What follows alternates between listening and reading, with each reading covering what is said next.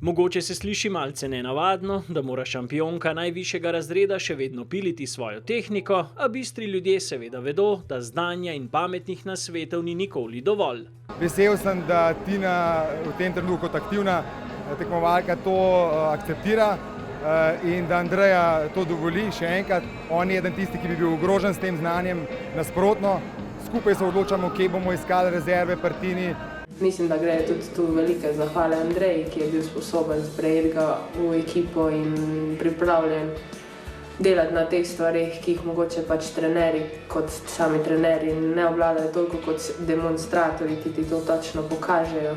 Tako kot je pokazal uvod v novo sezono, Tina je bila na veleslalomu zelno 18., da najvišje uvrstitve tudi za serijske zmagovalce niso nič samoumevnega. Smučarka takega kova, kot je ona, mislim, da je podlegla popolnoma psihološkim zadevam. S to smučarijo, kar je bilo v Seldnu, ni imelo nobene zveze. In zato največji mojstri vedo, da je treba tudi v olimpijski sezoni bolj kot o kolajni razmišljati le o naslednjem koraku oziroma zavoju.